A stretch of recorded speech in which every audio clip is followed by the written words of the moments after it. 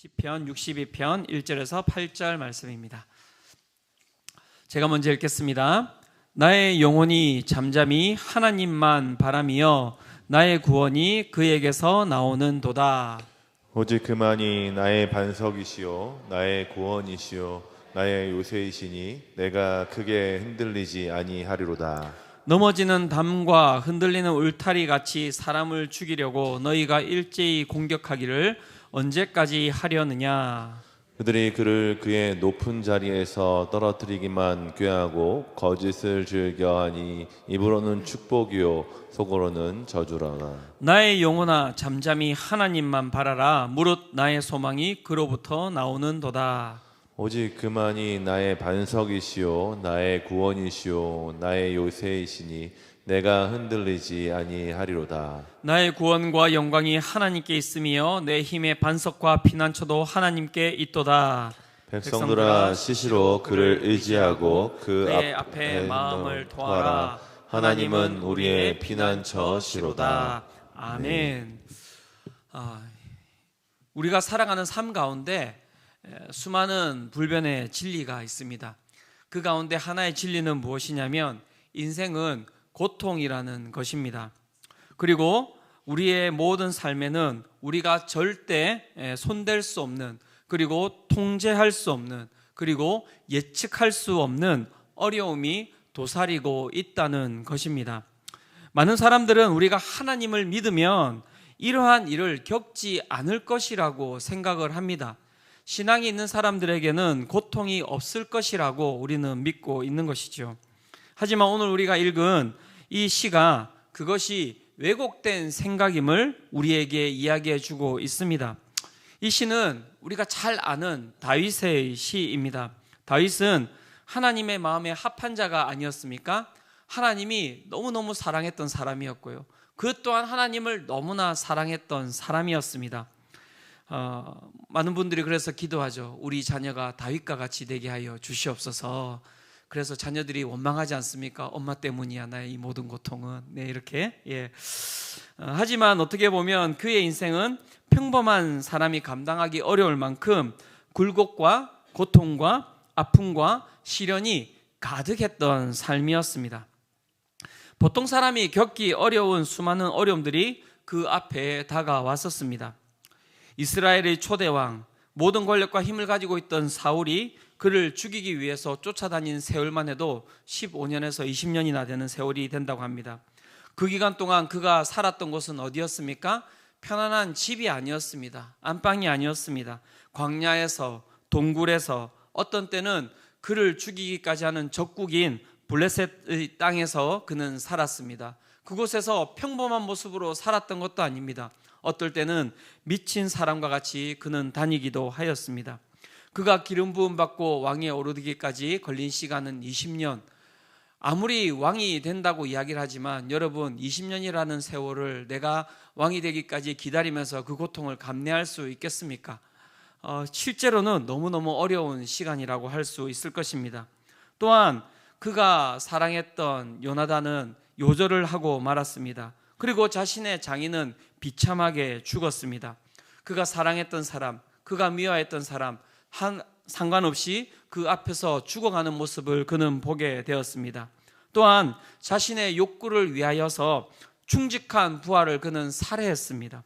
또한 그 아내를 빼앗아 자신의 아내로 만들었고 그 죄로 인하여서 그 가운데 태어난 한 아이는 여러분 그 가운데서 죽음을 맞이해야 했습니다. 자신이 사랑하는 여자로부터 태어난 그 아이가 아무 정말 죄도 없음에도 불구하고 자신의 죄로 말미암아 죽어가는 것을 그는 묵묵히 바라볼 수밖에 없었습니다. 또한 그는 자신의 사랑하는 아들, 어떻게 보면 가장 사랑하는 아들이라고 할 수도 있었을 것입니다. 압살롬의 반란으로 인하여 자신의 손으로 그 아들을 죽이는 고통을 경험하였습니다. 사무엘하 18장 33절에 보면 그 아픔이 얼마나 심했는지에 대해서 그가 이렇게 이야기를 하고 있습니다. 왕의 마음이 심히 아파 문 위층으로 올라가서 우니라. 그가 올라갈 때 말하기를 내 아들 압살롬아, 내 아들아, 내 아들아 압살롬아, 차라리 내가 너를 대신하여 죽었다면 압살롬 내 아들아 내 아들아 이렇게 고백하는 장면이 나옵니다. 하나님이 사랑하는 자, 하나님을 사랑하는 자, 그의 이야기는 우리에게 신앙의 깊이와 하나님에 대한 사랑과 상관없이 이 땅을 살아가는 우리의 삶은 이 세상에서 하나님을 믿지 아니하는 자들과 별 다를 바 없이 고통 가운데 거하고 있다는 것을 이야기를 해주고 있습니다. 그래서 많은 사람들이 우리를 공격하지요. 하나님을 믿는다고 이야기를 하는데 너희들의 삶은 왜 그렇냐라고 공격을 할 때 우리는 그 고통 가운데서 더 큰 아픔과 고통을 경험하게 됩니다. 사랑하는 성도 여러분, 그렇다면 하나님을 믿는 신앙이라고 하는 것은 우리 가운데 어떻게 반응되어져야 하는 것입니까? 그것은 우리 가운데 어떠한 영향력을 끼치고 있는 것입니까? 우리는 이러한 상황 가운데, 이러한 고통 가운데 어떠한 신앙을 가지고 나아가야 하는 것입니까? 오늘 이 시편의 기자 다윗은 이러한 어려운 상황 가운데 우리가 어떻게 신앙으로 반응해야 되는지에 대해서 이야기를 해주고 있습니다. 두 가지를 이야기를 하고 있는데요. 첫 번째는 무엇이냐면 오직이라는 단어로 우리가 반응해야 된다라고 말씀하고 있습니다.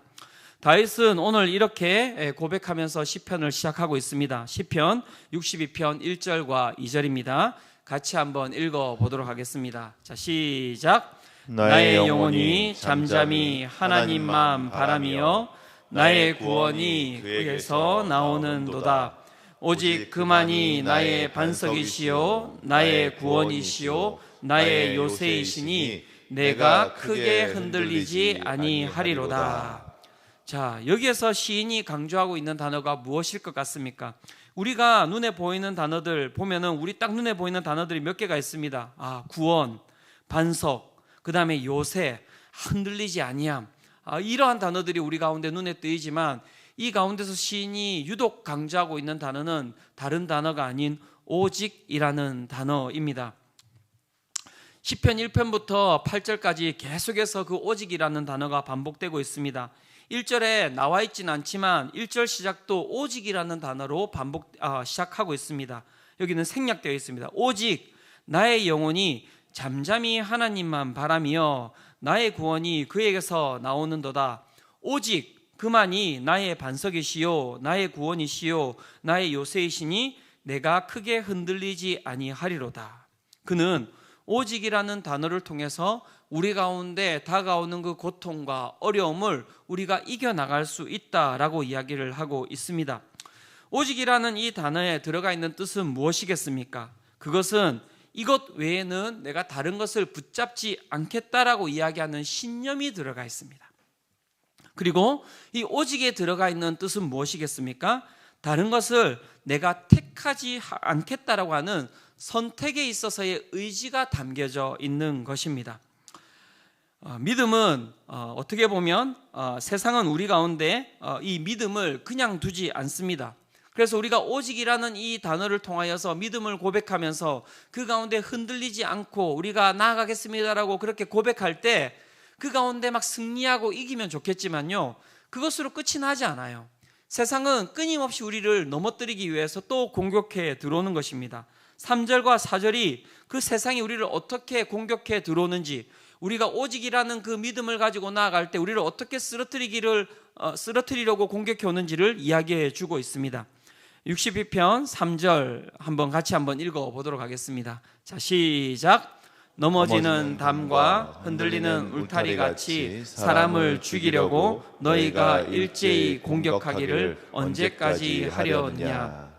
그의 삶 가운데 어려움이 닥쳐왔는데 그가 이제는 그의 상황을 어떠하다라고 표현하고 있습니까? 내 상황이 넘어지는 담과 흔들리는 울타리와 같다라고 고백을 하고 있습니다. 넘어지는 담, 흔들리는 울타리, 무슨 뜻이겠습니까? 건드리지 않아도 이 삶은 그냥 무너지게 되어 있다라는 것이죠.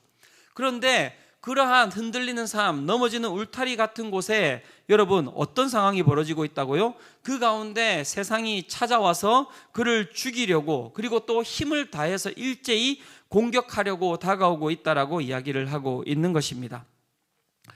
주님을 믿으며 살아감에도 세상적으로 무너질 때가 많이 있습니다. 열심히 했던 사업이 무너지기도 하고요.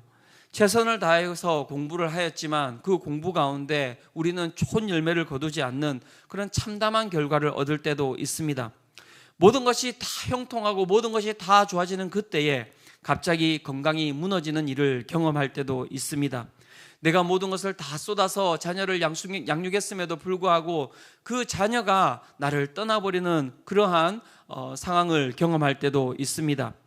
이 모든 상황들은 어떠한 상황들입니까? 내가 할 수 있는 것을 모든 것을 다 했음에도 불구하고 감당하지 못할 일이 발생했을 때입니다. 여러분, 그 삶이 이제 무너져 버리는 거예요. 마음이 무너져 버리는 것입니다. 그런데 세상은 그 가운데서도 우리를 그냥 두지 않습니다. 얼마나 무섭습니까?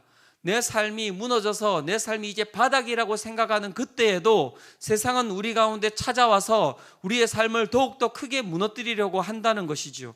그것이 우리 가운데 두려움으로 다가올 때가 있습니다.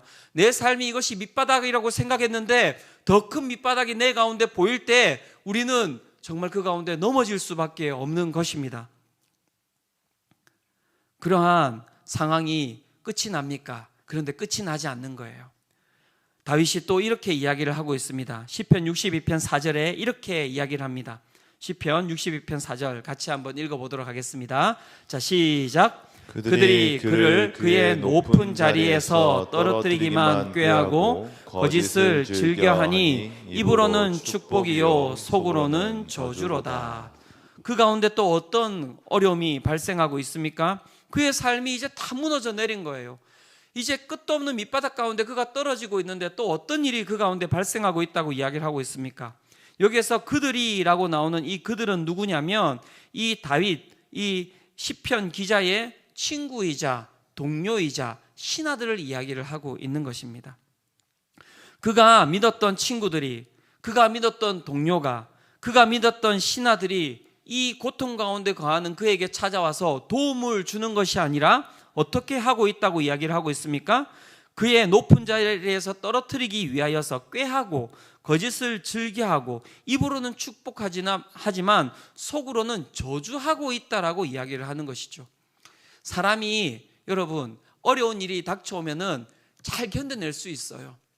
그런데 완전히 무너질 때가 언제인지 아십니까? 사람에게 배신당할 때입니다. 사람에게 무시당할 때입니다.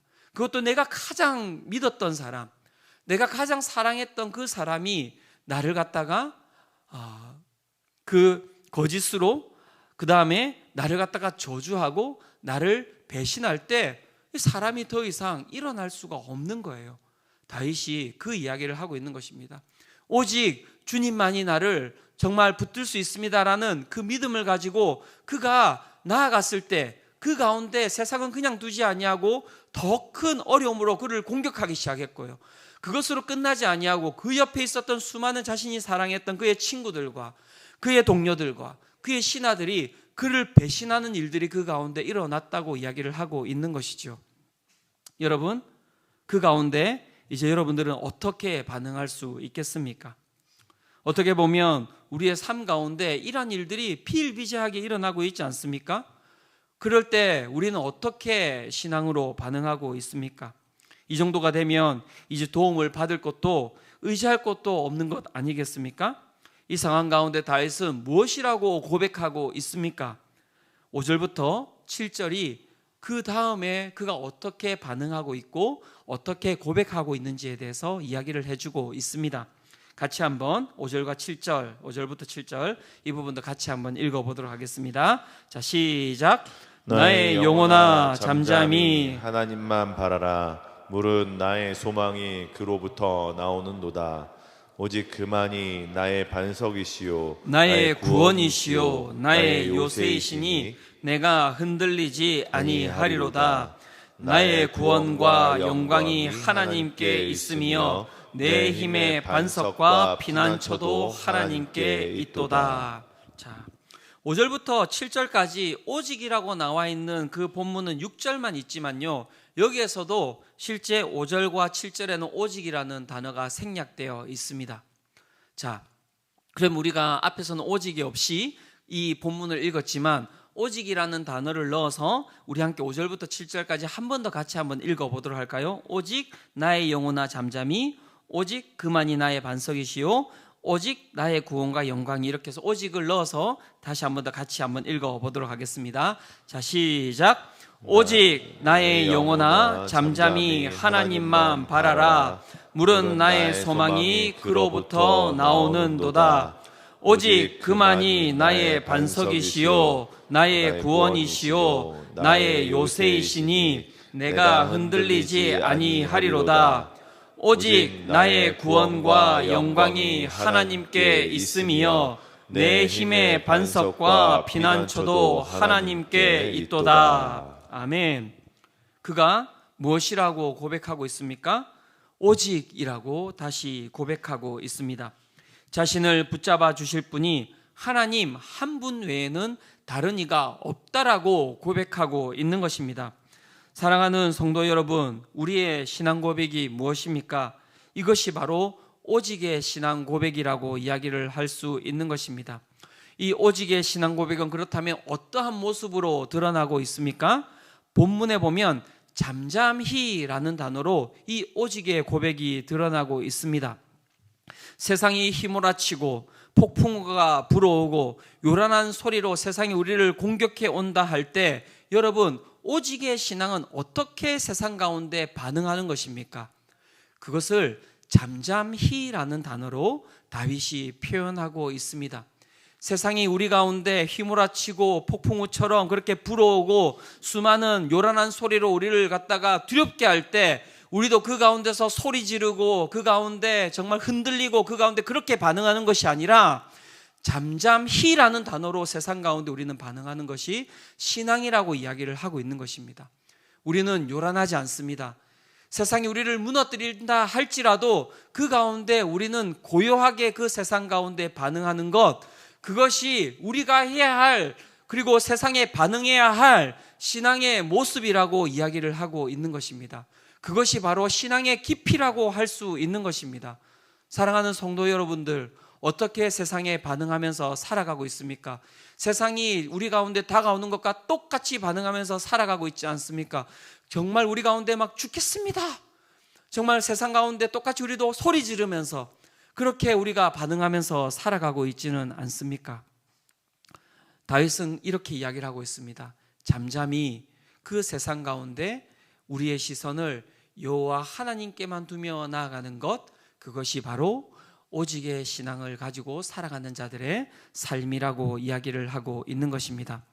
오늘 사랑하는 우리 모든 성도님들이 그 신앙을 가지시기를 축원합니다. 그가 이렇게 고백할 수 있었던 이유는 무엇입니까? 그것은 그가 고백했던 그 모든 것들이 그의 삶 가운데 그 살아계신 하나님이 실제로 역사하시는 분이셨기 때문입니다. 그는 살아계신 하나님을 경험하였습니다. 반석이신 하나님을 경험하였습니다. 구원이신 하나님을 경험하였습니다. 요새이셨던 하나님을 경험하였습니다.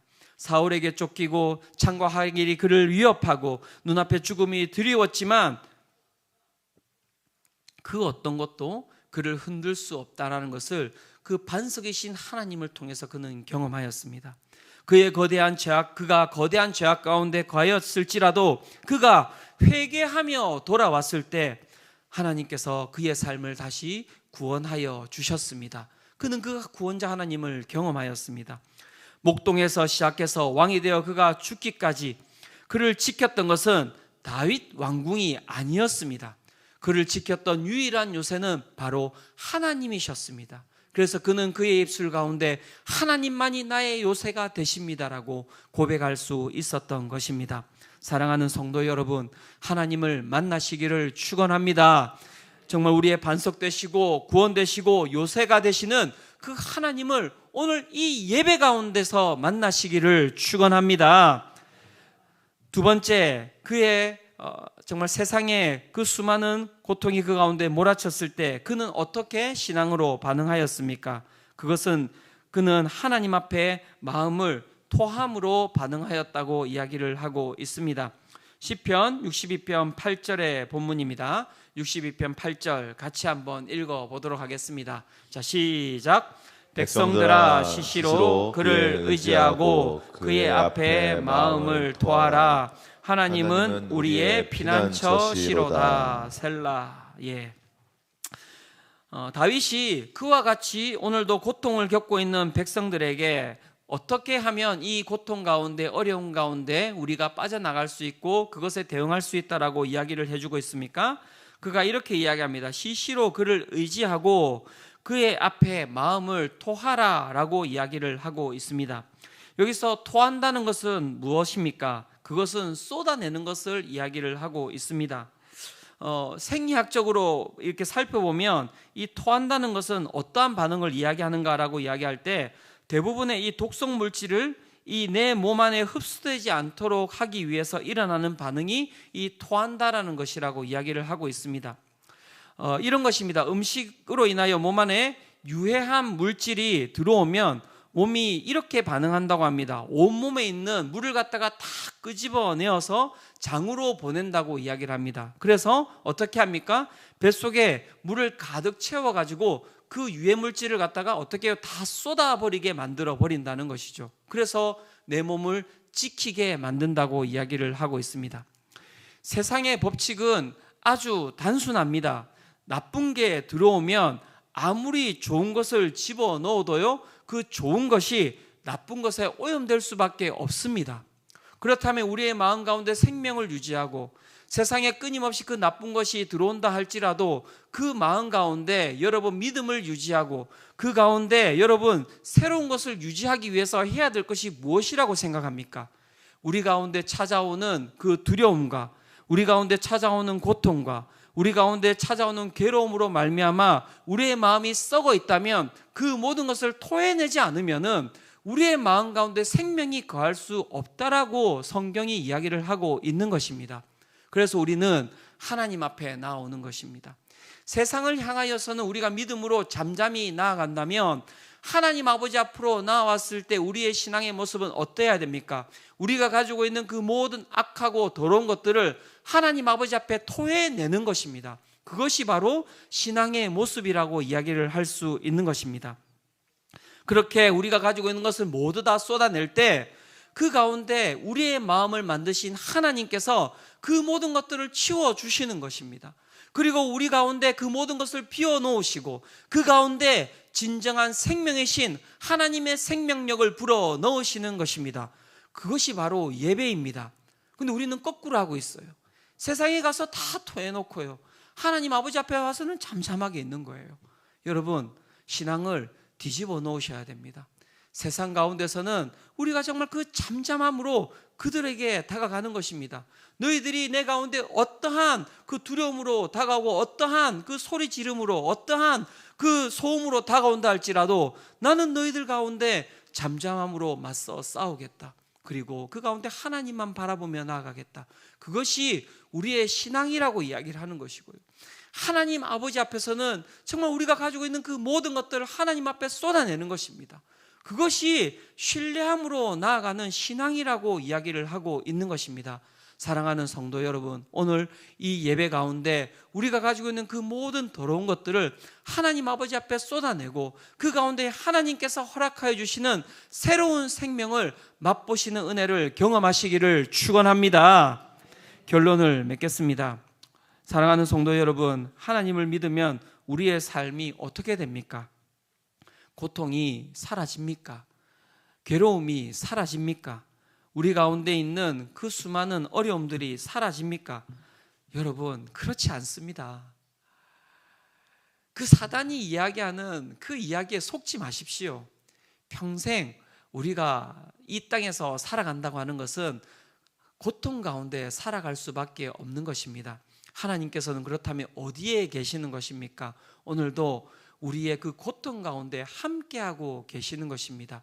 그리고 그 하나님께서 정말 우리에게 말씀하십니다. 나를 바라보라고 말씀하십니다. 하나님을 바라보며 나아가는 자에게 하나님께서 구원의 손길을 펼치실 것입니다.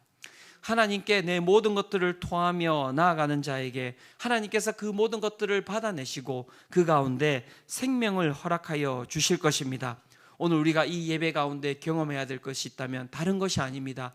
오늘도 우리의 고통 가운데 함께 하시는 하나님, 오늘도 우리의 그 모든 삶을 받아주시는 하나님, 그 우리의 가운데 그 모든 것을 받아주심으로 말미암아 우리의 삶을 지키시고 우리의 삶 가운데 반석이 되시고 우리의 삶 가운데 구원자가 되시는 그 하나님을 만나는 은혜를 경험하시기를 축원합니다. 이 시간 우리 함께 기도하며 나아가기를 원합니다. 이 시간 주님, 오늘도 이 예배를 통하여서 하나님, 내 삶 가운데 구원자 되시는 그 하나님을 만나기를 소망합니다.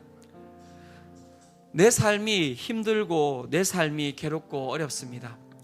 앞을 보아도 뒤를 보아도 옆을 보아도 내가 손댈 수 없는 너무나 많은 하나님 고통들이 우리 가운데 거하고 있음을 고백하며 나아갑니다. 주님, 그 가운데 나는 어떠한 하나님 정말 신앙을 가지고 살아가고 있습니까?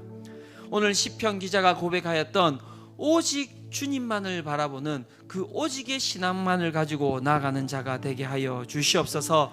그 믿음을 가지고 나아갈 때 반석이 되시고 구원이 되시고 요새가 되시는 하나님을 만나는 은혜를 경험하게 하여 주시옵소서. 이 시간 우리 함께 이 찬양 드리며 우리 주님께 나아가도록 하겠습니다.